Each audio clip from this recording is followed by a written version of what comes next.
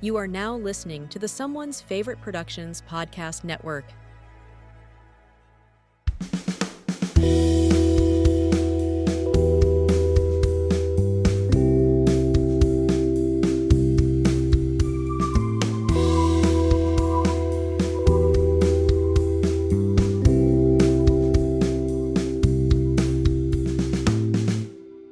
Welcome to the Radiance Films Podcast, a show dedicated to all things Radiance Films. I am your host, Adam Lundy, and today I am joined by my very good friend, Chris Haskell. Hello, Chris. This is the first time I've heard you say that we're friends. That means a lot. Crap, I forgot to never tell him to his face. God damn. Uh, Hey, Adam. How's it it's going? it's been a long time since I spoke to you, Chris. Oh, It's been hours. roughly 7 days. Yeah. Since we last spoke. For those unaware, me and Chris do host another podcast called They Live by Film. But Chris has a couple of other podcasts that he does around boutique labels. If you want to tell the listeners a little bit about those, I'm sure there's probably some overlap with people who, support Radiance, but probably support other boutiques as well. Yeah.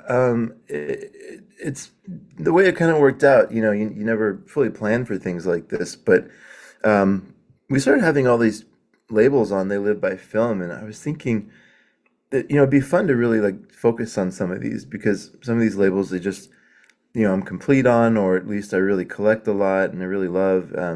Although I love them all, there's certain ones that have kind of taken over more of my mind share. And so I had that idea for a while, trying to figure out what to do with that.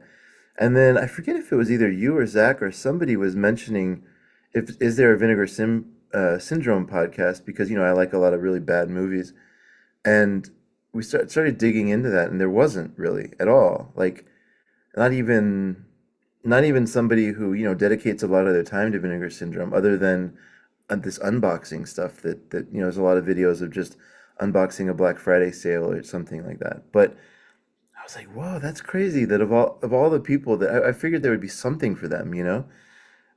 So I started digging around a little bit more and realized that there's just really nothing. And then around the time I was thinking about doing a Vinegar Syndrome podcast, Adam Danbury, who I want to shout out, who's this amazing artist that doesn't get enough love, would just message me and said, "Hey, been listening to They Live by Film for a while, big fan."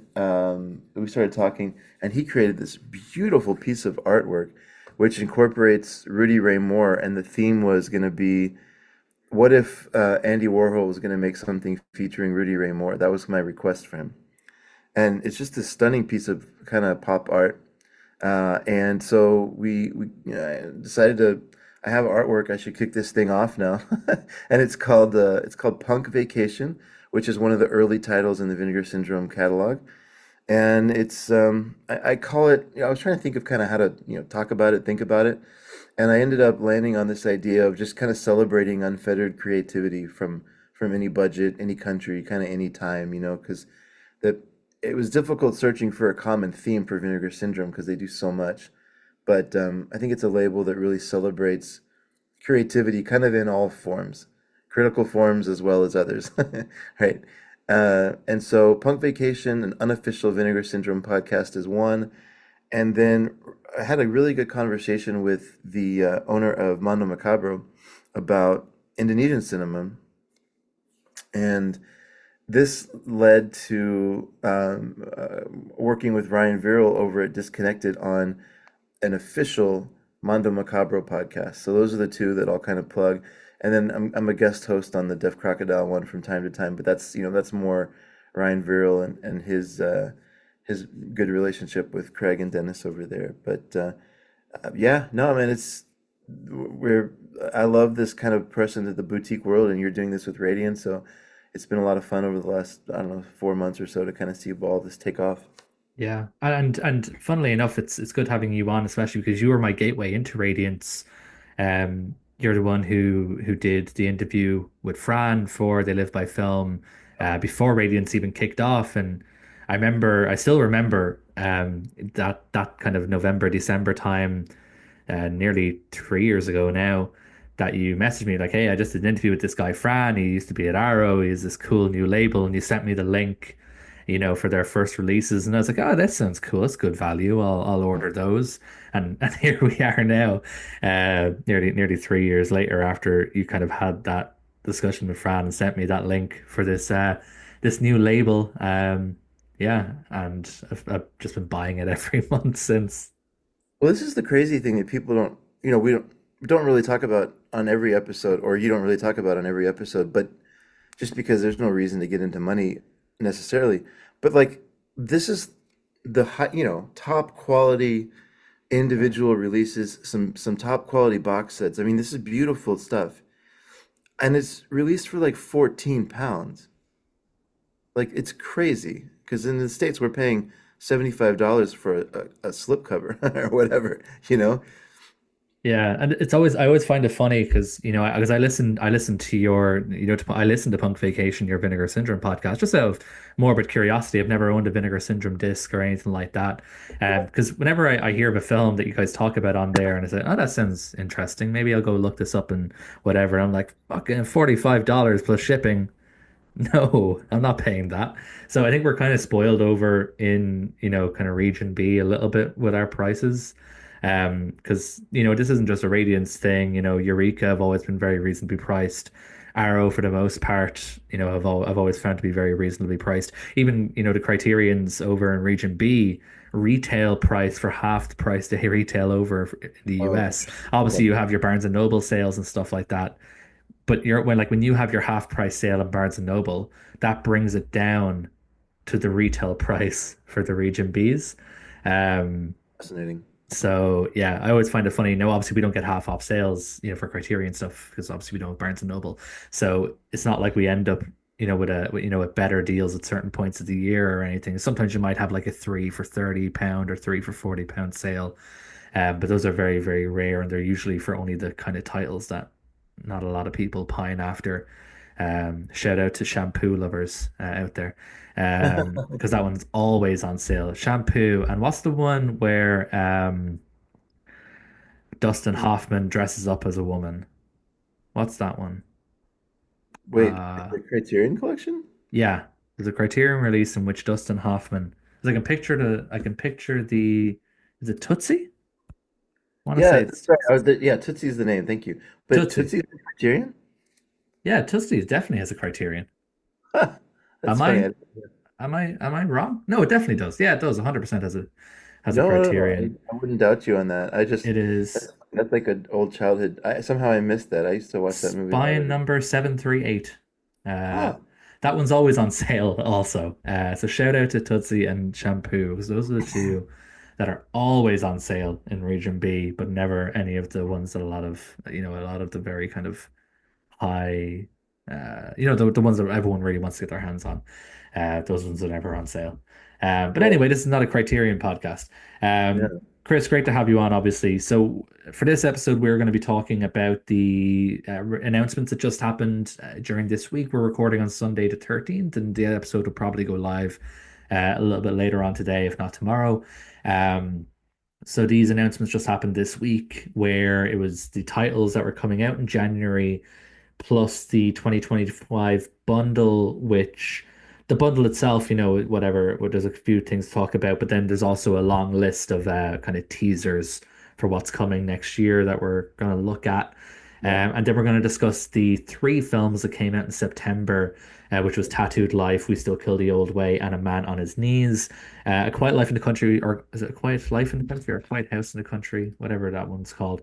That one was supposed to come out this month, or in September, I should say, but instead it was moved back to November. moved back to this month to October. So Okay. I'll have a bunch of films to talk about then. Um, but yeah, let's kick things off with the 2025 bundle. Because there was a few, well, there was one interesting thing that jumped out to me and jumped out to a lot of people, which was when you go onto the Radiance website and you choose to buy the 2025 bundle, unlike last year, you now have an option to choose between formats of Blu-ray and UHD. So that confirms something that Fran hinted at back when he was first on the podcast with me. Yeah. that we were going to get 4K UHD sometime in the future. He never obviously said specifically, just said watch this space. But that does confirm there is going to be 4K, and the description for the bundle does confirm there is going to be four UHD releases in 2025. So it's not like everything is going UHD. It's obviously going to be down to the materials that are available. Um, but there is going to be four, well, this is approximately four UHD releases. So that makes me think maybe one of them could be borderline. Maybe there could be five. Maybe there could be three. It says approximately four UHD releases. Um, One thing I noticed somewhere further down though that piqued my interest a little bit and would make me worry if you were um if you were just buying the Blu-rays is would that mean you don't get the UHD releases at all? Because it does say, will the UHD releases just include UHD? And it says the UHD will also include the Blu-ray. So I'm hoping that means that you'll have the option to buy either just the Blu-ray or the UHD and the Blu-ray. I'm hoping that you don't have to. Now, it doesn't affect me because I have a 4K player, but I know there's a lot of people who haven't gone to 4K yet. They're still going on Blu-ray. There's a lot of people who are still going on DVD, but Sure. Right. Right. that's another conversation. Right. Um, Maybe I'm reading into it a little bit more or a little bit incorrectly.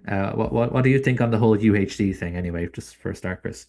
First of all, shout out to Japan, which apparently the guy from Third Window, Adam Terrell, was Hmm. talking about how like 98% of the country is still on DVD. Wow. Something something crazy. They found a format they liked and they're just sticking with it, I guess. Um, okay. I mean, I'm trying to think of a good comparison. You know, when Criterion releases something in UHD, you automatically get the Blu-ray with it for the most part. Arrow's done it the opposite way, where you only get the UHD if you buy it that way, for the Hmm. most part. They have some combo packs. Um, but, I think Arrow is trending towards becoming more and more like Scream Factory, where they have good movies, but you can kind of like feel the greed in the way they put out their movies. Hmm. Yeah. Um, and I think that so they don't do the combo packs, but yeah, I mean, from a consumer standpoint, you go combo pack, right? That's what you were saying, right? It'd be better just to Well, we know that that is the case. There is going to be a combo of the 4K and the Blu-ray. It does say explicitly that if you buy the UHD, it will also include the Blu-ray, which is good. yeah. My Where the question mark I have is, and I saw some people on the Radiance Facebook group ask the same, was will there still be an option to just buy the Blu-ray of that film? Or do you, because we would have to assume, because this is the way it is with every other label, and just because of the cost involved with getting things to 4K, we would have to assume that the UHD releases are going to cost a little bit more than the Blu-rays. So a lot of people are wondering, Oh, I see. will the whatever film comes out on UHD, for example, it does say that there's going to be a new French Extremity film coming to UHD, but will you also be able to buy that just as a Blu-ray if you don't have a 4K player, Oh or my do you gosh. have to buy the 4K just to get the Blu-ray? Just pay Um, Fran 18 pounds instead of 14. Just it'd be cool. He's doing the Lord's work over here. well, look, that's at the end of the day, this is the questions that people have, and I think it's a fair question to ask. So I guess we won't really know until we start seeing the releases drop.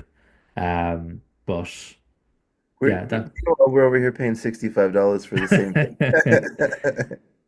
you have to take into account cost of living differences, salary. There's a whole economic backdrop to this, Chris, that we don't have time to get into. Well, let's do Uh, that. Let's do that this episode. No, thank you. It's a hard pass from me. So with the bundle then, so as I alluded to, there is a long list of teases. A lot of these teases are very vague. To the point where it's just a shot in the dark. You can probably do a bit of research and maybe able to narrow it down to like a dozen titles or something for some of these, but Yeah. most of them are a shot in the dark in terms of trying to guess them. There is a couple that I maybe have a vague idea for in terms of what I could think of. But just to go down through the list, the first one that we've had confirmation for a little while, there is going to be a Nagisa Oshima collection. Yes. Um, Yeah, that's now. I'm wondering at some point during the episode I did with Fran, he did allude to a five film box set that they were working on, and I would wonder if it's going to be the Ashima one, just because of the way he calls it a Nagisa Ashima collection as opposed to a box set. I don't know, maybe the language, maybe again I'm reading too much into it, but the language there to me seems like it's going to be a little bit more than a box set. Yeah. So It, that's gonna turn some heads. Have you ever actually seen In the Realm of the Senses? no, I've never seen that because I don't watch a lot of softcore pornography, unlike yourself. It is a stunning piece of erotic poetry. Like, I totally understand why people wouldn't watch it. And there is a lot of sex in it. I totally understand the reasons why people would, not have it high on their list if you're not inclined to those things. But it is a beautiful movie. Very, very well shot. And like the way that you just watch people become so obsessed with each other at the cost of their own health is a really fascinating watch. So I hope that's part of it. Merry Christmas, Mr. Lawrence would probably be one that would, That was an Arrow release, so I'm not sure how that okay. would work. Arrow released that here. The one that jumped out to me was Death by Hanging because I don't think that has a release over in Region See how B, that. but I suppose it just depends on where he's marketing the box set to because I know Criterion have quite a lot of Oshima's films. Mhm.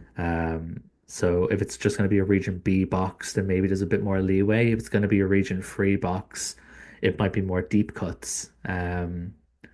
So we'll just have to wait and see. It's an interesting one. We've had it's been out there in the ether for a while. It's not new news. If you've been sort of paying attention to what Radiance have been talking about and doing, we've known about this Oshima box set for a little while.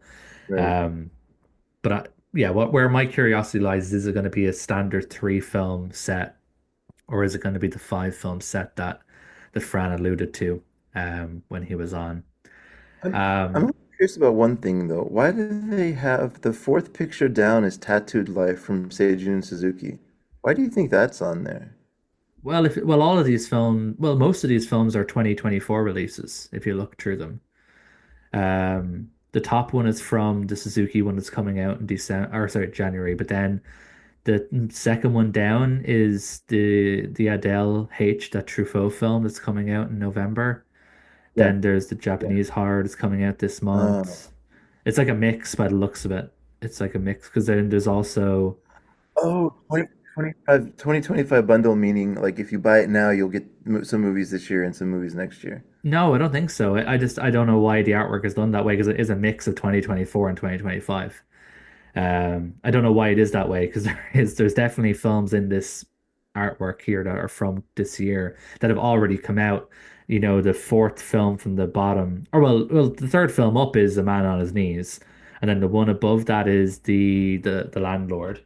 Um, that came out back in August. So and Okay. then the middle film, the purple and black and white one, I'm pretty sure that's L'amour fou, which came out like Yeah. back in like Yeah. Yeah. May or something, a long time ago.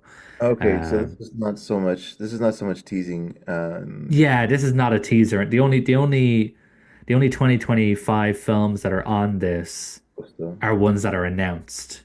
yeah. Um, Oh, yeah, okay, I see. Okay. unfortunately, there's nothing for us to try and get from that, I'm afraid. Um, from the list, then the other thing that jumped out at me before we get into the individual titles on the list, it says further volumes of our most well-liked box sets. Now, what threw me there, again, maybe I'm reading too much into it, the term box sets, um, and I looked at my collection and I thought, okay, well, there's probably going to be World Noir Volume 3. That Yeah, I makes gotta have Golden sense. Line there. Yeah, But which other box set could you have a sequel to? Because all the other ones are very specific to filmmakers. that's a great question. So I'm trying to think of like he did that beautiful set of science fiction, Polish science fiction films. Hmm. You could, I guess, have more films from, is it Zulawski, right? No, Peter Zulkin. Oh, Shulkin, that's right, Shulkin. You could, in theory, have more of that, I guess. Let's see. There's the Casa Nostra would be a pretty good play, right? You could do more Casa Nostra films. it was Franco Nero in a lot more films with Damiani. No, but you could do the idea of Casa Nostra is broad, right? So you could do because he does Casa. I'm just again just getting into semantics for the sake of the question, right? Yeah, He does Casa Nostra colon, and then the first set could be Franco Nero and Damiani. That could be like, but it could be Casa Nostra, and then you could have like, three other mafia films, right? If you wanted to do it that way. maybe. I suppose you could then make the same argument that you could do End of Civilization and then three films by another random filmmaker who Yeah. did apocalypse Or films. oh, you know what? I bet it is. I wonder if I hope the Italian comedy set sells well because Fran's gone on record at least twice saying how much he loves Italian comedies. Hmm. So, because he said it on our episode, and I heard him say it on another episode, another interview. So, my guess, if I was going to put money down, it would be that he's doing some more Italian comedies, More Italian comedies, specific and to then Dino Risi, or just specific, or just more Italian comedies. I don't know. I mean, Dino Risi's a. I guess you could if this one sold well for him. It's possible it's on the back of Il Sorpasso. That's the most well known, right? Oh yeah, for sure. That was definitely the most well known. So you could say that maybe it sold well because of that, and people took a chance on the other ones. But I mean, Dino Risi has a lot of films, so yeah, that would be one thing. But even I hope I'm not getting this wrong, but it's Fulci has a ton of Italian comedies. That's Um, not a man I expected to have a ton of comedies. no, no, Lucio Fulci's a man of culture. He's done like movies in every genre. I hope I'm just double checking to make sure I'm not getting this wrong. But he's done movies in like every genre. Um, Yeah, I suppose a lot of the studio directors probably like did as well. I guess the same with like Mario Bava, he kind of stuck his finger in every genre as well. A lot of the studio directors of that time probably and ended up doing that, I guess. So you're probably not wrong. oh wait, now that you say that, I think it's Mario Bava, not Fulci. Yeah, Fulci. It's one of those two, and I always get them confused, and that's shame on me. But it's one of those two that they became known for their horror, but they actually have a ton of like different genres in their background, and comedy was a big part of their early days. So you could go in a bunch of different directions if these are successful, which I hope they were for them because I know they sold out anyways. Yeah. Into the individual releases then. So we have one of the UHDs that are confirmed as a new French extremity UHD. And I was struggling to kind of come up with ideas or titles for this because one, I'm just not really familiar with the area because the kind of films that I've seen labeled as new French extremity don't really interest me a whole bunch. Um, and a lot of the stuff as well from that era is kind of a lot more modern, which we've had some modern releases from Radiance, but most of the stuff has been, 60s, 70s, 80s. Right, right, right. Um, the only one I could think of, and I was doing a little bit of research to find out, what has had releases elsewhere and what hasn't, and but while also trying to find stuff that fits in the label was the only one I could think of that could be possible is the Claire Denis film Trouble Every Day. Oh, that would be interesting. Yeah, I The, couldn't find any Region B releases. It could have one in the US, but I couldn't find any Region B releases for it, we which is saw that on surprising. yeah, no, we saw that on the channel, but does that have a Criterion release? If it does, it might have one in Region A, but it doesn't seem to have one in Region B.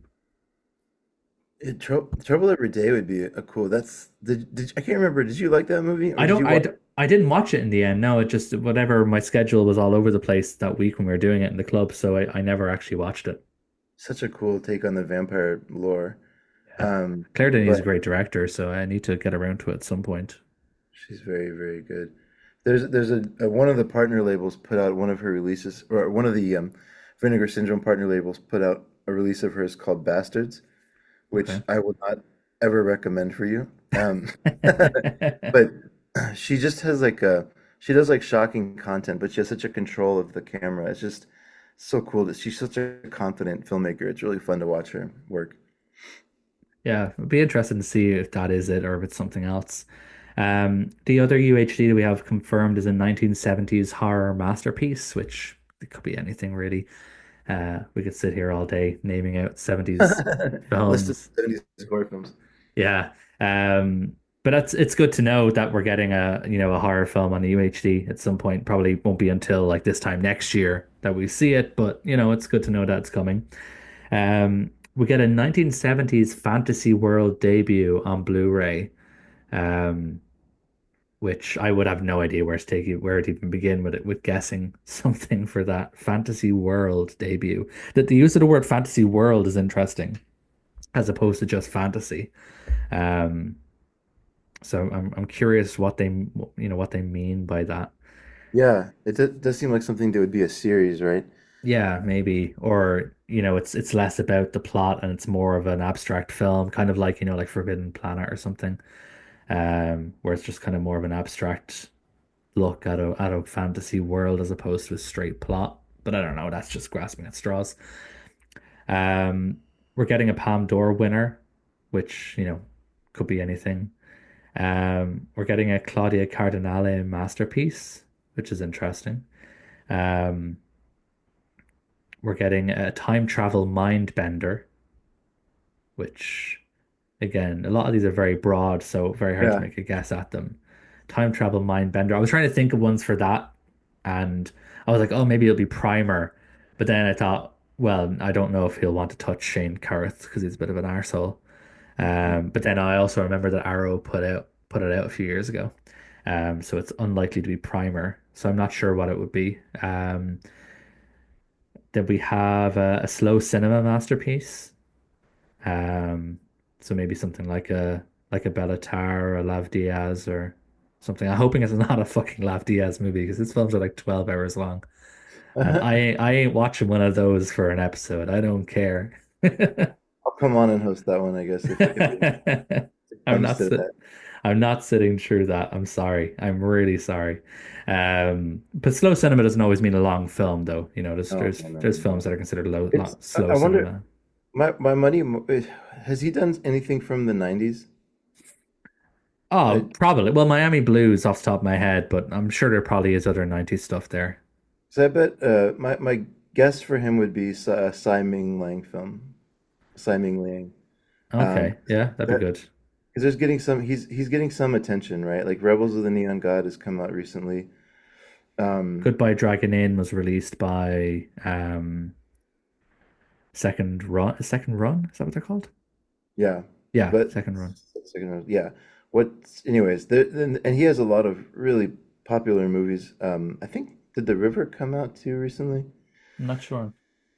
Anyways, but yeah, I think he has a lot of movie. Oh, Viva l'Amour was the other one that I saw from him, which is really great.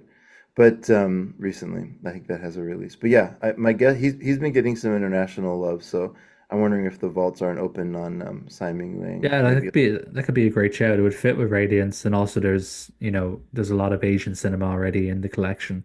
Mhm. So I think it fits the bill for a few different things. So that's a very good shout. I have another theory on this one, just because Okay. I'm gonna will it into existence. There's there's a movie about, and I'm trying to think of the name of the director really quick, but a film about the four seasons, and it's from the perspective of a Buddhist monk. Okay. Um, and it's Oh, it's like autumn, fall, summer, spring, autumn, or something. Or but exactly, yeah. So the director is just found it, Kim Kai-duk, okay, and it's called Spring, Summer, Fall, Winter, and Spring. okay. Um, but it's I remember watching it in the theaters, and it was my introduction to slow cinema. Back in like 2001, or I don't know when it came out, 2002ish. But it is a absolutely stunning movie, beautiful movie, and it's almost no dialogue, but somehow it's not boring. I don't know. It's just excellent.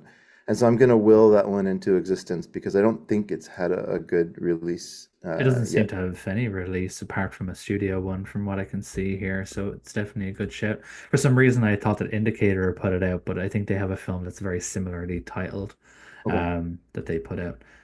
So yeah, it could be that. That's a good little sort of thing to throw your money on. So I'll have to wait and see.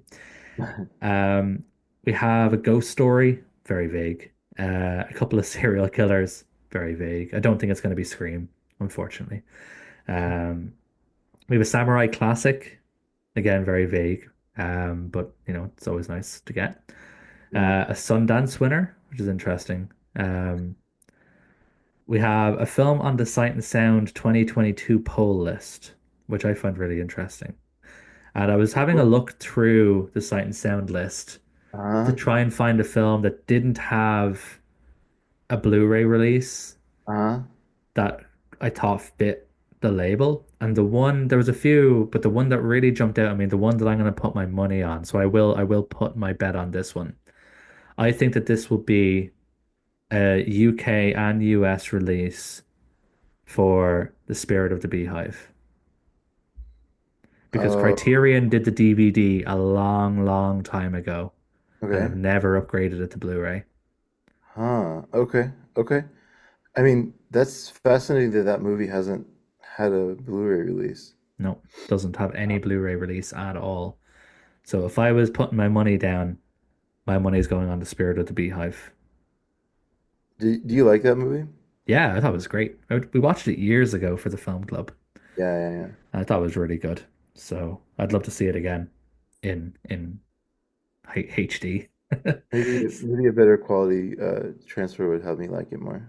We'll see. Yeah. Well, look, we'll see. That's where my money's going on. I don't know if you have any guesses for what that one could be, but that's what I would be guessing for me anyway.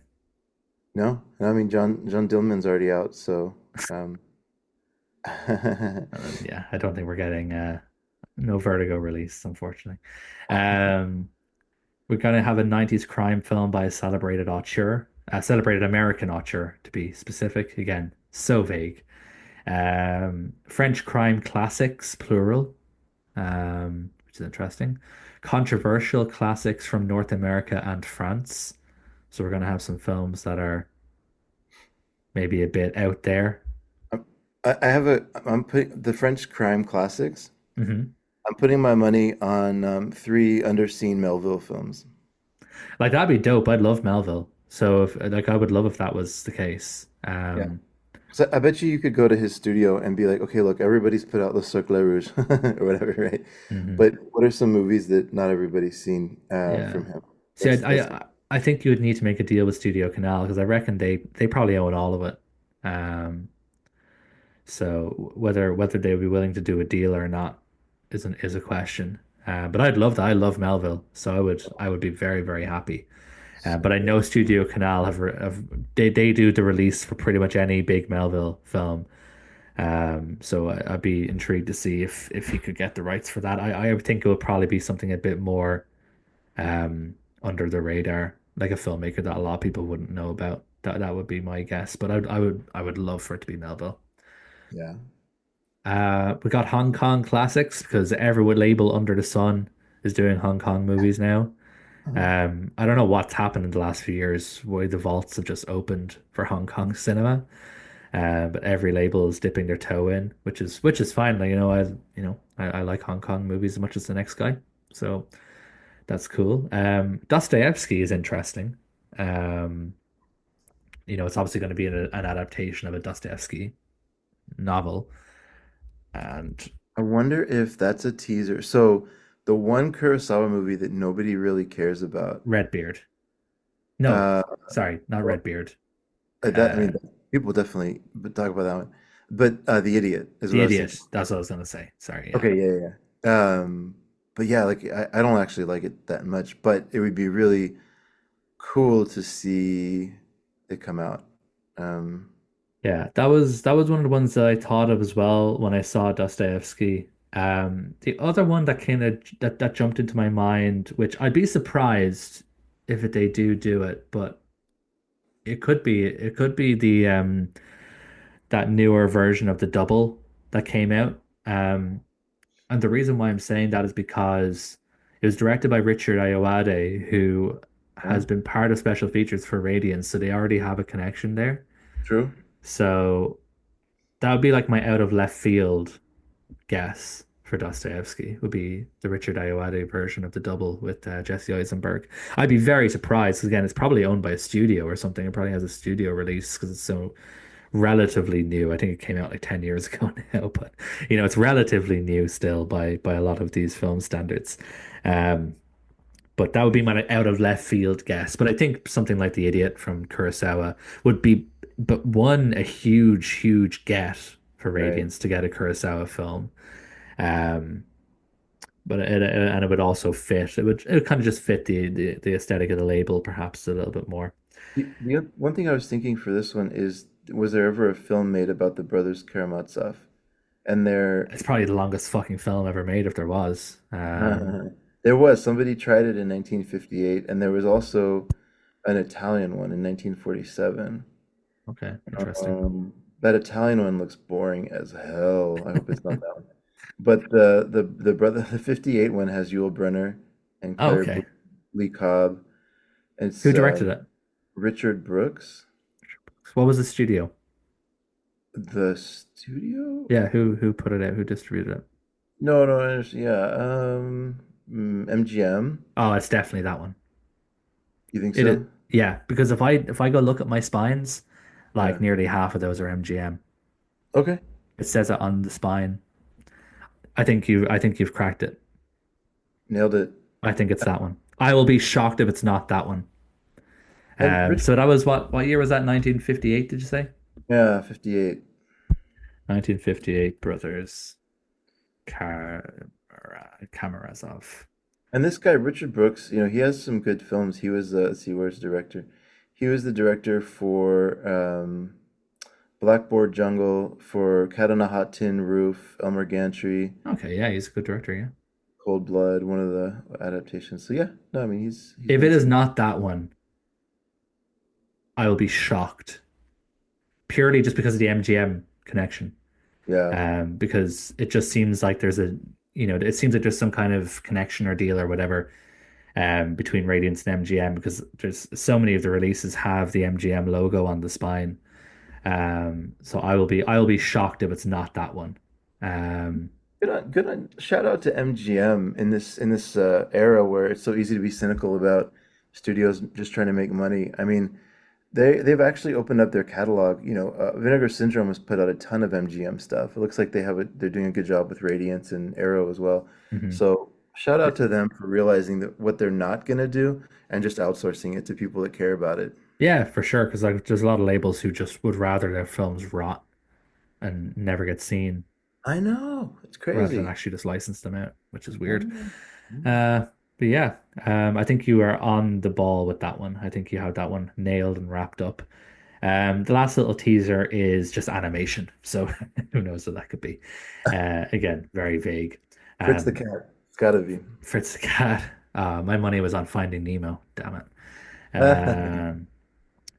And so that brings us to the films that were actually announced that are coming out in January 2025. Um, so let me just pull them up here. Release date, new to old. So we've three releases, four films in total, but three releases that are coming out. So we have, I'm not going to do these in spine order because I don't have it in front of me here, but we'll just kind of start by how they're listed on the website. So we have a film called Weak Spot, which is by Peter Fleischman. Um, the artwork on this film is stunning. It is a beautiful cover art. I don't know if this was an original poster, or if this was commissioned. It doesn't seem to say on the website what the source of the cover art is. Yeah, But it is beautiful. yeah. Um, I'm not really familiar with Peter Fleischman. I feel like I've heard the name, but I can't think of anything off the top of my head. I don't know if you know Peter Fleischman. Well, n not off the top of my head, but this sentence here hooked me because it's a cat and mouse game that beautifully plays on Togonatzi's screen persona with a thrilling tension of Costa Gavra's Z, set to one of Ennio Morricone's finest scores. I mean, like, immediately sold, right? Yeah. I'm just looking through his filmography here. He actually didn't make a ton. Looks like he's not an American guy named Peter Fleischman. Looks like he's pretty hardcore German guy. Oh yeah, no, he's proper. Yeah, yeah. This is not a Peter Fleischman from Boston. This is Peter Fleischman. Um, it looks like his only real film that he directed was this one. A lot of it he was just doing the writing. He wrote the screenplay for that film Hard to Be a God, um, which I know a lot of people like. But I don't see much director credits. So it doesn't seem as though he was a very prolific. No, I Oh no, think he did. sorry. No, sorry. Yeah, I'm reading this wrong. It's saying that he also did the screenplay. So he did direct Hard to Be a God. Yeah. He directed a film called The Hamburg Syndrome, which I'm not familiar with. Another film called Das Unheil, which is Havoc. Yeah, I'm not familiar with any of his other films. He did a short documentary on Fritz Lang, so he's obviously a man of great culture, Yes. because he did a Fritz Lang documentary where he met him. So obviously a very intelligent and handsome man. Oh, For interesting. There's a connection to Volker Schlondorf, the guy that did oh, what's that really controversial movie about oh gosh, it's a very it's one of the most like controversial German films ever made. The Tin Drum. And so it looks like they produced they created a studio together. Um, so I guess he has ties into a lot of like a lot of the high German culture art at the time. I don't see any reference of him with what's our boy's name that we've seen like three of his movies now in the film club. Um, Fassbender. Fassbender, yeah, I don't see any immediate ties into him, but seems like they were all running around in the similar circles. Mhm. 70s German art scene. Yeah. Peter Fleischmann. Flashman. Okay. Yeah, I'm look like the artwork alone has kind of intrigued me. Like I said, I don't know a whole lot about the filmmaker, but seems like it would be an interesting one. One that we are a lot more familiar with because we'll be talking about another one of his films today. We're getting another Seijun Suzuki film. This one is Underworld Beauty, which looks like a kind of like a crime gangster film. The artwork is dope, of the guy and the girl with the like machine guns on the front. So the artwork knocked it out of the park. It's really enticing. It's really nice on the eye. Would definitely kind of catch your eye if you saw it on a shelf. Oh yeah. Um, so that one looks great. Obviously Suzuki. He's kind of hit and miss for me as a director, which we'll kind of get into a little bit more when we talk about Tattooed Life. Um, but this one looks cool, sounds cool. Um, it's a new 4K restoration from Nikatsu, so it'll probably look nice as well. So yeah, I'm looking forward to watching it. It'll be interesting to see Suzuki's take on the crime genre, something he doesn't do a lot. No, no, I don't think he's ever. I think this might be his only one. Yeah, No, this came out in a time in his career where he was making some movies that there was a series that seemed to be popular in that time called Young Breasts. what? And yeah, yeah. And then there's another one he made called The Naked Woman and the Gun. So this is like an interesting time in his career. This is his early stuff. This was yeah, 58. So it'll be I'm fascinated to see how this one plays. I don't think what's it called? Young Breast is kind of exactly as it sounds. I think it's literally just saying like it's like a love story. Maybe it's like a weird translation. It's like a Okay. love story about a young hoodlum and like his, young but still adult age girlfriend. Um, but yeah, I think it's just a translation thing. But yeah, there's a bunch of he made another one called Age of Nudity, and then there was a Young Breast too. So this is before he really got going. I don't know what would be considered the movie that kind of put him over the top. Probably Maybe. Branded to Kill, I would guess. Well, yeah, but he did one called Detective Bureau 23 Go to Hell Bastards. I think that's one What a that title. oh, it's great. Yeah, great movie too. That was in 63. And then he did Youth of the Beast coming out of that. So I think Oh yeah, Youth of the Beast. Yeah, that would probably be his breakout, I'd say. yeah, so before that he was just clearly like, this hardcore like studio director making multiple movies a year and that kind of thing. So Like a that lot of Japanese directors were at that time. You yeah, know. yeah, yeah. Totally. So this came out in that era, but it'll be I love the at a minimum. I'm with you on Suzuki, and we can get into that. But at a minimum, it's going to be really cool to have the context, and hopefully somebody talking about this era of his career um, before he became like Seijun Suzuki. Yeah, it looks like there's an interview with a critic, Mizuki Kodama, which was newly filmed, is going to be included with this, and then obviously there's going to be some writing as well as an archival review from the film. So it'd be interesting to see kind of review from the era, might set a bit more context. It does look as though it includes a bonus, I guess, feature film. It's only 40 minutes long. It's called Love Letter. So that's also included. So I guess this is technically a two-film release as well, because that's included as a bonus feature of a 40-minute film called Seijun Suzuki's Love Letter from 1959 rather than 1958. Okay. And then the last release then for January is a double feature of Il Posto and If and oh, I'm so bad. If Fidanzati.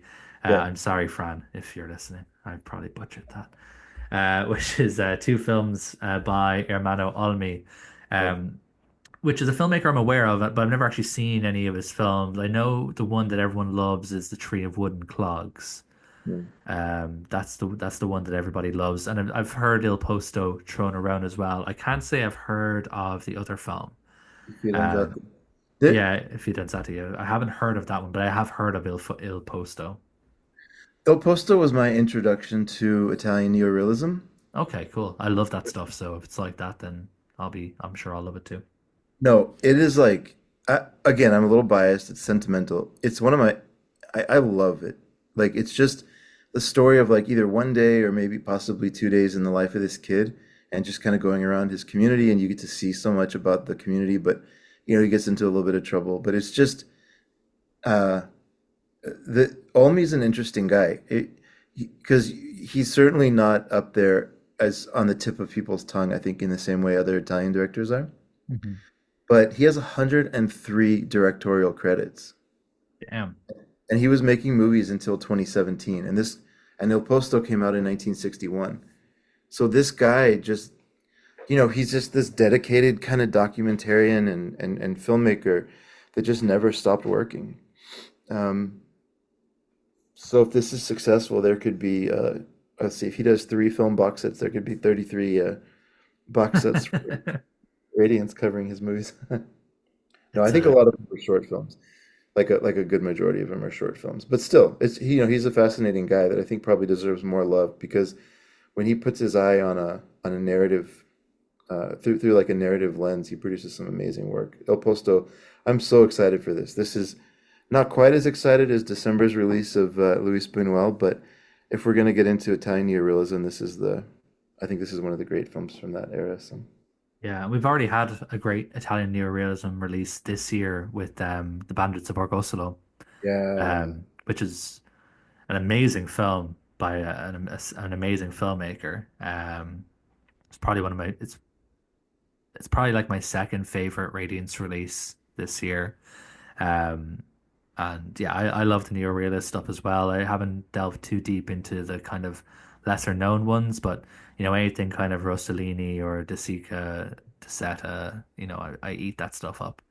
yeah, So I'm looking forward to kind of seeing the kind of less household names, who were doing work at that time. yeah, Um, and looks like some decent special features with this one as well. There's some new interviews that were done with author Richard Dyer. There's an interview with the cinematographer Lamberto Chemi, an appreciation by filmmaker Maurizio Zuccaro, an interview with a programmer Ihsan Koshbakt. Then there's obviously a booklet as well with new writing, and then both of the films are presented on new 4K restorations done by the Cineteca di Bologna. So yeah, looks like a really nice release. I'm now that you've kind of said that they're neo-realist, I'm really looking forward to these two. They're probably out of the January releases, these are now kind of top of my list for the ones I'm most anticipating. yeah. And Criterion put them out as well. So this is Yeah, that's where was I'd heard of Il Posto because I know that it's probably even on the Criterion channel. I may have scrolled past it at some point. yeah, yeah. Um, but yeah, I'd never seen or heard of if I Fidanzati. I don't know why it's so hard for me to say that one. I think it's just the I at the start. I Fidanzati. But yeah, Il Posto I've definitely heard of and I've seen it somewhere, which obviously must be Criterion Channel or something. But I need to actually watch it, so I look forward to seeing that when it comes out in January. Awesome. Nice. So that's 2025, what we have to look ahead to. So let's talk about what's just come out. Let's talk about the present. So in September, we had three films come out. As I mentioned earlier, there was supposed to be four, but the other Petri film has been delayed until the end of this month. I say that, but I think it's already started shipping out. I'm pretty sure I got a shipping notification that A Quiet Life in the Country, or Quiet Place in the Country. I don't know why I Uh-huh. keep thinking A Quiet Life in the Country. I'm pretty sure that's something else. Uh, Similar. I mean, those two probably go together. I think A Quiet Life in the Country is just something else. Let me look this up real quick. It's Oh, going to okay. annoy me. But I mean, if you Quiet have a Life. quiet house, you probably have a quiet life too, right? I mean, those are probably thematically linked. Yeah, it's nothing apparently. A Quiet Place in the Country. I'm just going to check because I'm pretty sure it may have already started shipping, which is nice. It's nice to kind of get it early. Yeah, it says Another it's in Elliot Petri transit. movie, right? Speaking of That's Elliot Petri. Audio Radio Petri. Yeah, this one's starring Vanessa Redgrave from who's in The Devils, and Franco Nero. Uh, seems like a I don't know how much credence you'll take, with this coming from me, Chris, but it seems very Images-esque from what I've read. Um, but look, especially after what the films we're going to talk about today, I'm a Petri lover now, so Did you I'm say a looking forward. petrophile? Petrophile, yes, could get me in trouble. But yeah, I'm very much in on Petri now. So I'm looking forward to that one when it comes in. Hopefully Yeah. it'll be this week and I can watch it nice and early. Yeah. But we won't get ahead of ourselves. We're going to start off with the Seijun Suzuki film that I alluded to earlier, which was Tattooed Life, which is spine number 70. I just had to turn around and look. Yep. Spine number 70. Just to kind of read you the blurb, and I'll read you the one that's on like the Radiance website. Tetsuo, a low-level Yakuza, is double-crossed by his boss and attacked. His younger brother, Kenji, an aspiring artist with no connection to crime, comes to his aid and kills Tetsuo's assailant. Fearing repercussions from the Yakuza, they flee to Manchuria, where they risk coming under suspicion of rival gangs. Um, so yeah, that's the kind of basic plot. Yep. And this is a film that has a really cool opening sequence, Yep. and I thought it was going to go in a different direction to what it did. I expected this to be very much an all action crime crime kind of thriller. Um, but after the kind of opening scene where the double cross happens, it becomes just much more of a it's more of a almost like a social drama, which is Yeah. really interesting. Um, as I Seiji Suzuki's kind of a little bit hit and miss for me, where I've seen films where I've liked, and then I've seen films that I haven't liked. Mhm. Sigourney Weaver, for example. Um, but this was one where, and I would just to once again for this episode, listeners, we're not going to get into spoilers here, so I'm going to be very vague when I say this. But this is one where, for most of the film, I was like, yeah, this is okay, this is fine, no problems with this. And then like the last 15 minutes just blew it out of the water, and it made it like I really really loved it for the last 15 minutes. Um, but yeah, for most of the film, it's a lot quieter film than what you might anticipate. And even like the artwork for the film would maybe imply that it's much more of an action film than it is. Because a lot of it is just about the relationship with the brothers and the people around them. They end up, working at this mine, and it's all kind of more about the relationships, amongst those people. And the common theme, and I'm really hoping that this was purpose, done on purpose by Fran when he was kind of programming these releases. because they all have a common theme where it's just about, the working man who's kind of under the thumb of organized crime and they're just trying to get through their lives. And that's what Tattooed Life spends most of its film doing. Just, these guys just trying to live their life, not get caught up, or have the kind of sins of the, crimes past catch up to them. But yeah, I thought it was pretty good. I didn't love it, but I thought it was pretty good. So I like this movie a lot, and I think there's one important thing. If you were going to think of this month as a theme, I would watch A Man on His Knees, and then We Still Kill the Old Way, and then Tattooed Life is the third one, just for what it's worth. And I think the reason I'm going to say it that way is because I think, I'm sorry, We Still Kill the Old Way, and then A Man on His Knees, and then Tattooed Life. And the reason I'm saying it that way is because I think, I don't want to jump ahead, but up to what I think about the other two. But I think there's a theme in all of them, like you touched on, of like a different way of looking at a mafia film. Like, because we have Mario Puzo to thank for basically sort of like calcifying what a mafia film should be in a lot of our conscience, right? And his take on crime families, I know everybody's crazy about The Godfather, and I get it. It's a great movie. I'm not gonna. This is not a hot take from me. It's a great movie, but I like this style of so like. Well, we'll get into some of the other ones here in a second. But there's some movies in this that I actually enjoyed watching more than The Godfather. Um, and I think by the time we get to Tattooed Life, if you watch it third, you kind of are in this. I was in this mindset of like different takes on the crime genre, but like I think the way you said it was good. Like this working man's being kind of under the thumb of crime. But Tattooed Life is an interesting one because he has this kind of almost like superhero, moment where you see like the tattoos on his body, right? And that is a very like important signifying moment in the film. Um, and you get, I think you get a glimpse into like what that represents and what the story that tells and like why the movie's called Tattooed Life. Um, and I thought that was done well. If it, there are some slower moments in kind of the first half of the movie, I think, as you build up to this sort of let's say third act, if you want to say it that way.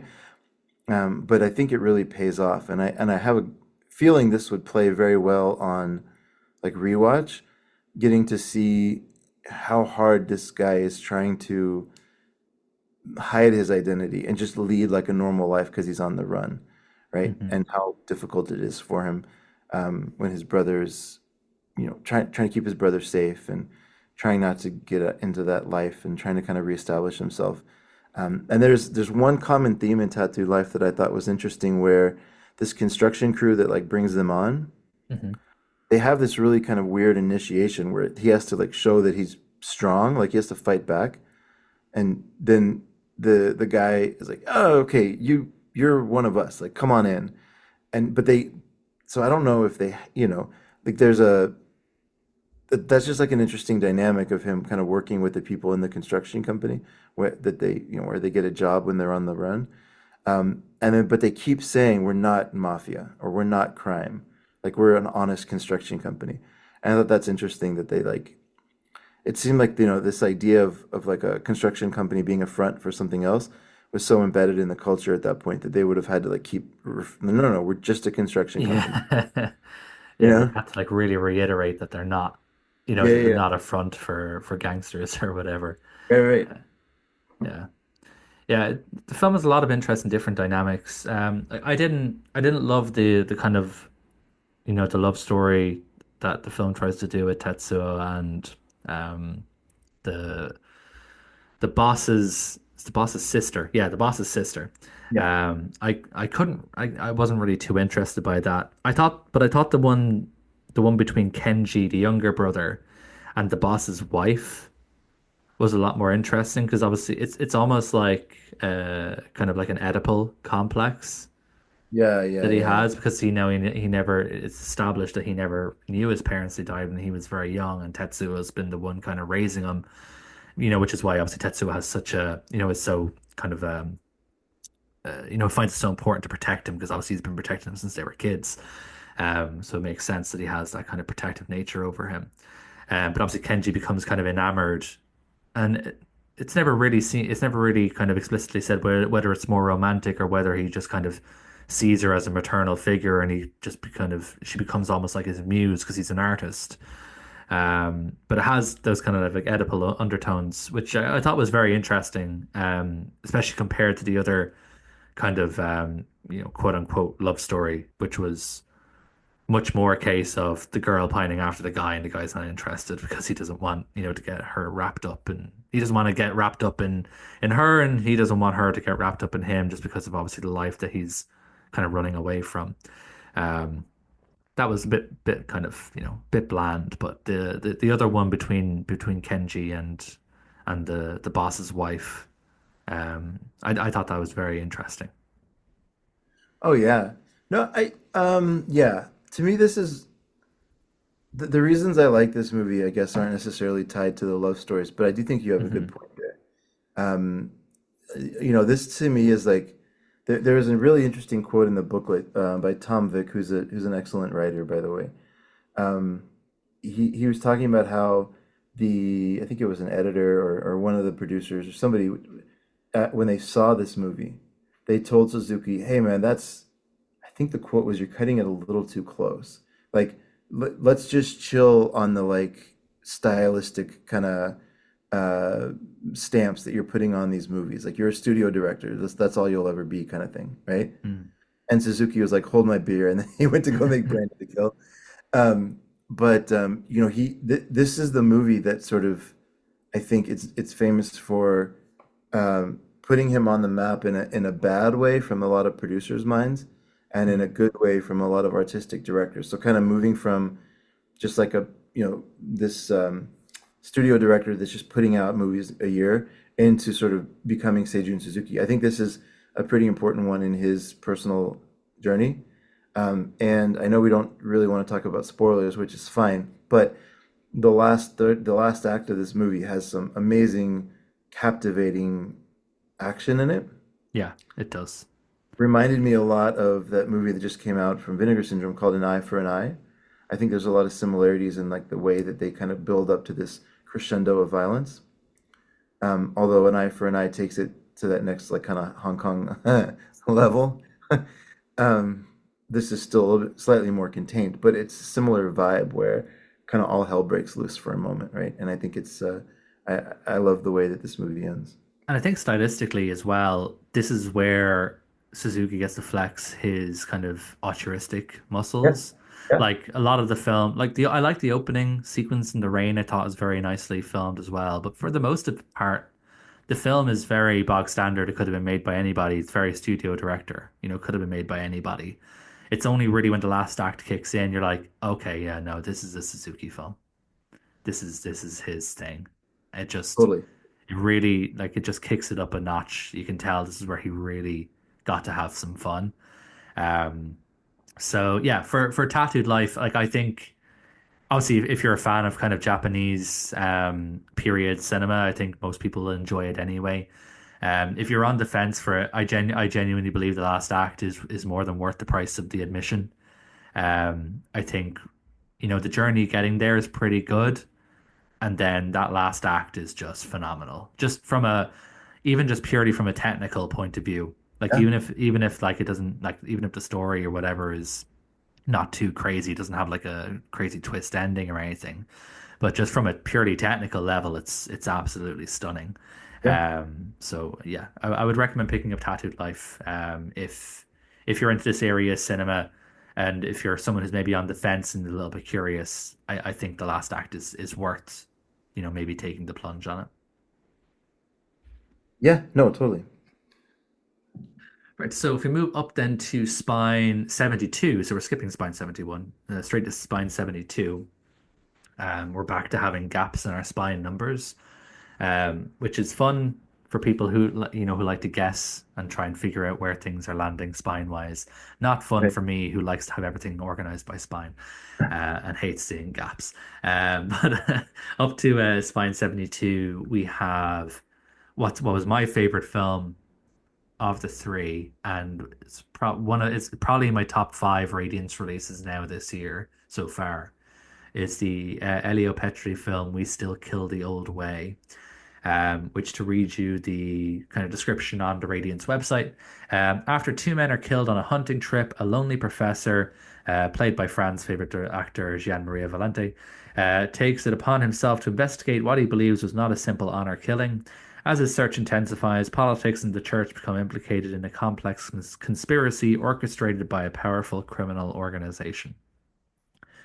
Um, so this film is stupid good. Um, there's so much of it that I loved. I think that the script is phenomenal. I think the script is as good as anything that was coming out in this era. Just in terms of the different layers, the character development, the twists, it's an excellent script. Looks really nice. You know, Petri is is a very good director. So the film looks good. It's really nice to look at. The score is interesting. The main theme song kept reminding me of Somewhere Over the Rainbow. Okay. It Okay. just every time I heard the main theme, it's like the same melody. So that kept throwing me off. But the score is good. And the lead performance by Volante is excellent as well. I think this film just all around is a knockout. It's a very, very, very good film. Um, I really enjoyed it. I'm certain that you liked it as well, Chris. I'm interested to hear your thoughts as well. So I'm gonna go a step further and say I think this is better than The Godfather. Okay, I'm not gonna fight you on it. You know, I love The Godfather as much as the next guy, but like, I get it. I don't know exactly how to say this. It's Ciascuno il suo, something like that. Again, this is the Italian title. Okay. Uh, but I think the thing that blew me away about this movie was how so the whole idea, there's this concept of omerta in the Italian mafia world, which kind of loosely translates into silence or like not talking about all the stuff that's going on, right? Yeah, Like just kind of just pretend it's not happening, get on with your yeah, life. yeah, yeah, yeah, yeah. And I think this movie captures that concept of omerta better than anything I've ever seen. Hmm. It's like there are scenes in this movie, especially near the end, that I think rival any of like the best horror. I guess maybe folk horror, but there's a genre of horror movie where it's like horror that takes place within a community and the whole community's in on it, and they just try to gloss it over and like hide the crime and then just get back to regular life. Yeah, And it's the worst thing you could do in these movies is be a backpacker who happens upon this community, right? yeah. And to Hot Fuzz. me, You're saying this film is Hot Fuzz. yeah, actually, yeah. Like I just, it's so perfectly constructed, It is.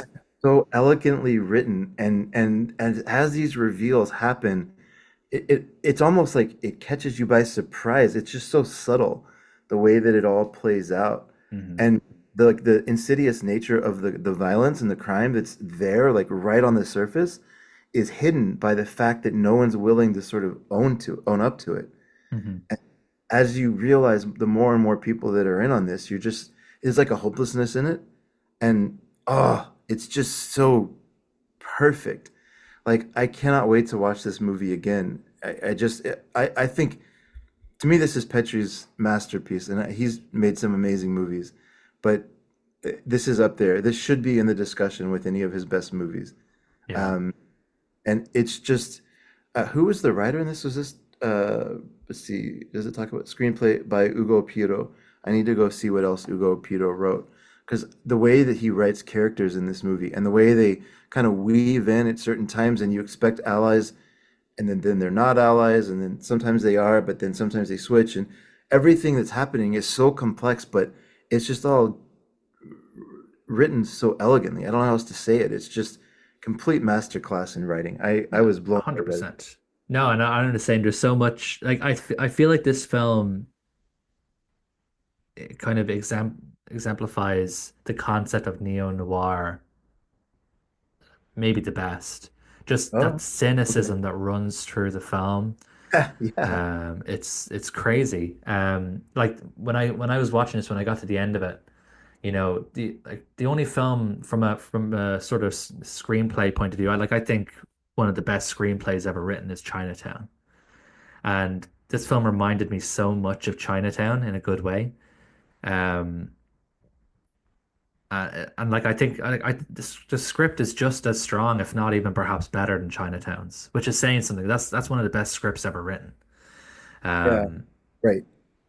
so it's a crazy good film. And Uge Piro, I'm just looking at it here. He was very he was fairly well worked. I see obviously the other Petrie films on there, Investigation of a Citizen Above Suspicion, Working Class Goes to Heaven, but I'm not Yeah. really noticing anything else that I recognize. Well, so this was I love the comparison to Chinatown, by the way. I think that's a fascinating double feature. Yeah. Um, but so interestingly enough, there was this movie was based on a novel by a guy named Leonardo Okay. Sciascia. But that novel, there was another movie made by from that book, from that source material, by Damiano Damiani, simply Oh, no called, way. also written by Ugo Piero. Oh, wow. So he wrote the script for the same film twice. Yeah, I guess so. That That's makes me crazy. really, yeah, yeah. It makes me really interested in seeing that Damiani movie now. That's so intriguing. Yeah, yeah. But yeah, I mean, I don't know. I could gush on this movie for an hour. I know that's not really the format for the Radiance podcast, but I think this to me is I need to go back and think about this because some of those Shulkin movies I really loved. This is a top five Radiance release for me. Yeah, If not, same. yeah, just an amazing movie.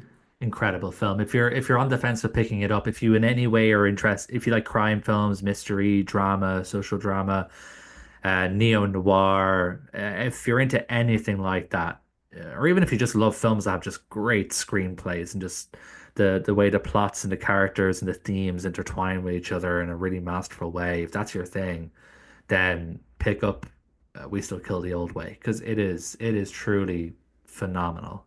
Yeah, It's a great film. And like I said, one of the best screenplays that I've ever kind of watched play out in a film. It's yeah. excellent. And speaking of Damiani, so the last film that we have that came out in September, the spine jumps up a good bit to spine number 81, and it's the film A Man on His Knees, which to read you again, the description from the Radiance website. Mistaken as a witness to a crime, Nino learns from a friend he's been put up on a mafia hit list and being stalked by an assassin. A man with a troubled past, Nino knows only too well what he faces and uses all his strength and cunning to keep himself and his family alive. Um, yeah, so this one, like if I was to, be ranking, the September releases, this one would probably go in the middle between We Still Kill the Old Way and Tattooed Life. I did like it a little bit more than Tattooed Life. Um, I don't think it's as tight of a film. Um, I'm pretty sure like this film is longer than We Still Kill the Old Way, Yeah, but it We Still is. Kill the It's Old really, Way just feels like it does everything, it feels like you're getting more out of it. it's true. Um, yeah, like a Man on His Knees, there's like a middle section where there's not a whole lot happening that's really relevant to the end of the film. So I think it could have done with tightening up a little bit. If this was like 90 minutes, I think it would have been, I think it could have been a really great film. Unfortunately, it does run a little bit long, and there is a kind of a bit of a lull in the middle. But the kind of concept of the film where we have this guy who, he's just got out of, he got out of prison. He's gotten his life back on track. He's running a coffee kind of food stall. him and his family, his daughter's sick, but he's managed to get his family, a nice apartment where they can kind of live comfortably. He's getting, he's gotten his life back on track after being involved in crime, but he completely, against his, not his fault. He gets implicated as a witness to a crime and gets put on a mafia hit list, and he has to try and, convince this hitman, um, that he had nothing to do with it, but obviously the hitman doesn't really give a shit. He's just here for the money at the end of the day.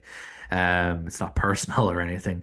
So he has to try and, convince this guy that, not to kill him, and, that he'll try and prove that he wasn't involved. And he kind of goes on his own investigation to try and clear his name. Um, so it's an interesting, setup, and the kind of dynamic is interesting. Again, it follows the theme that we've been talking about, where this is much less of a crime thriller, where it's much more of a social document to kind of show how the working class really are under the thumb of organized crime. And just one guy somewhere up a food chain decides, yeah, kill that guy. That's it. He's a guy who knows a guy who knows a guy.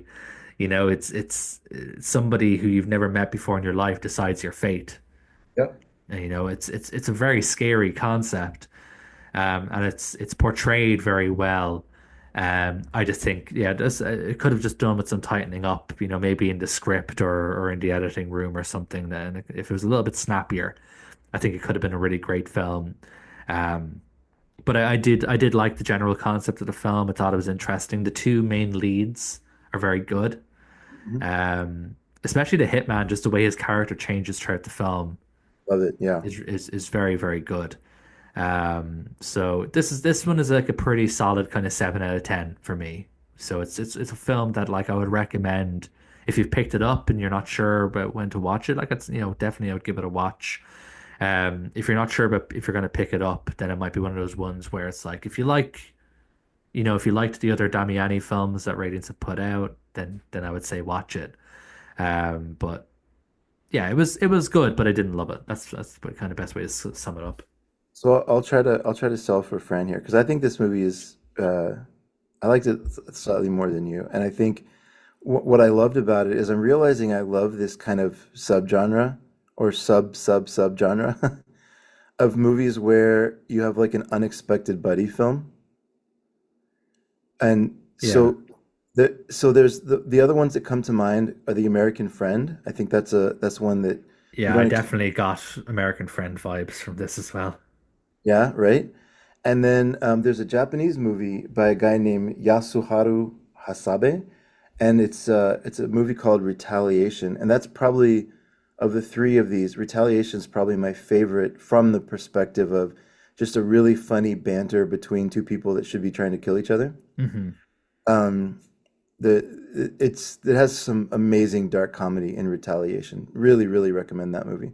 But anyways, um, and then I think even to some degree, and I can't remember if it's Branded to Kill or um, the other the other big Suzuki movie that got him banned from making movies for a while from the studio. But one of them is about hitmen, and he's like trying to become the number one hitman, and he's like number three, and that pisses him off. Um, and there's a little bit of this kind of banter in that movie as well, but between hitmen that are they all are very aware of like where everybody is on the pecking order of hitmen. And um, anyways, but I'm a huge fan of this little plot device that people use sometimes to um, Tokyo Drifter. Sorry, that's the one. I can't remember if it's Tokyo Drifter or Branded to Kill. I think it's Branded to Kill. But Yeah, Brandon the Kill is one where he wants to be like, he's like the number whatever okay, hitman. yeah, yeah. Yeah. So then there, but I think that my favorite bits in Un uomo in ginocchio, or a man on his knees, is when he is having this, the relationship kind of evolves with the hitman. I think that's the strongest pieces here. I think I love those parts, and that kind of kept me hooked in.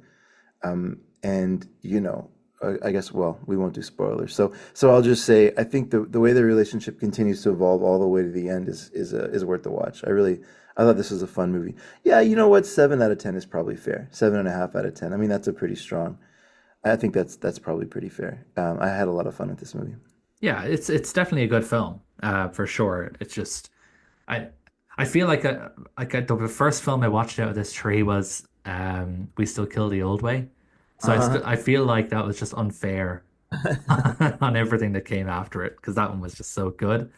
It was just so hard to live up to to that film after I watched after I watched that one first.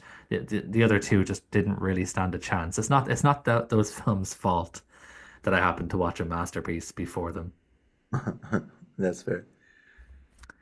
Cool. So those were the September releases and obviously the January announcements as well. Chris, thank you again so much for coming on. I don't talk to you enough now. It's obviously great to have you on. I'll put the links in the description if any listeners are into Vinegar Syndrome or Mondo Macabro. I'll put the links to Chris's other podcasts in the description. So, if you're into those labels, then check them out. Both of them are very new, like this podcast here, so you don't have a lot to catch up on, luckily. I'm going to be back some point at the start of November to talk about the October releases. I'm not going to be doing a Vault episode this month, just because I have a very busy month just in my personal life. So there won't be a Vault episode this month. So I'll be back to talk about the October releases sometime in early November with a very, very, very special guest that I'm excited to have on, which I won't spoil now, but just keep an eye out. And then there'll be a Vault episode again sometime later in November, kind of the sort of end of the month. But yeah, if you want to keep up with whatever's going on in the podcast, you can follow us on X, and we're also now on Instagram. I'll put the links in the description as well. So feel free to give a follow on those platforms. If you're in the Radiance Films Facebook group, which I know a lot of the listeners are, then hello. And also, I'll keep you guys updated on there as well, like I have been doing the kind of whole way through this process. So yeah, that's going to wrap up this episode. Chris, thank you so much for joining us once again. I'm just gonna say, if your special guest is Dostoevsky, I'm gonna be so pumped. Why did you have to spoil everything, Chris? The I told you no spoilers. Fyodor Dostoevsky himself. I've had to bring in a medium to get his spirit on board. It's No, you're very, doing very hard man to get a hold of. no, you're doing great work here, man. It's a well needed one. Has some amazing movies, and I'm a 5 year subscriber or whatever that kind of thing they did in the beginning. 3 year, 5 year, I can't remember, but it's been amazing to watch this label grow and become what it is. So thanks for having me on. Or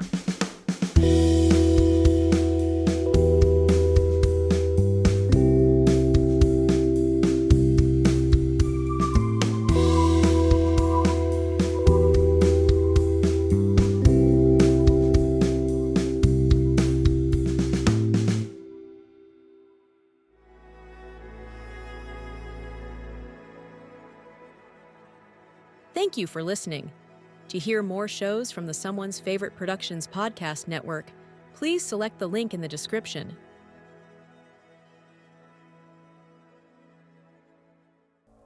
If you're looking for more horror outside of the mainstream, look no further than Unsung Horrors, a podcast about underseen horror movies. I'm Lance. And I'm Erica. Every other week, we'll cover a horror movie with fewer than 1,000 views on Letterboxd. We'll even give you double feature recommendations to pair with the movies we discuss. From gothic to shot on video, from slashers to comedies, from giallo to J-horror, we'll cover all the subgenres. So join us as we unearth these hidden gems of horror. Follow us on Instagram, Twitter, and Facebook, all at Unsung Horrors, available wherever you listen to podcasts. And part of the Someone's Favorite Productions podcast network. Hello, my name is Kevin Tudor, and I'm one of the 3 hosts of Almost Major, a film podcast dissecting many major indie studios and the films they release. Every week, myself, Charlie Nash, and Bryden Doyle discuss overlooked, forgotten, or bona fide classic indie films via studio-specific miniseries. We've previously covered numerous films from Artisan Entertainment, Lionsgate Films, and New Line Cinema. Titles including The Blair Witch Project, American Psycho, Dogville, But I'm a Cheerleader, Saw, Requiem for a Dream, and Ringmaster, you know, the Jerry Springer film. Anyways, we have a fun time every week and we hope you will join us. Subscribe to Almost Major wherever you get your podcasts. Now proudly a part of the Someone's Favorite Productions podcast network.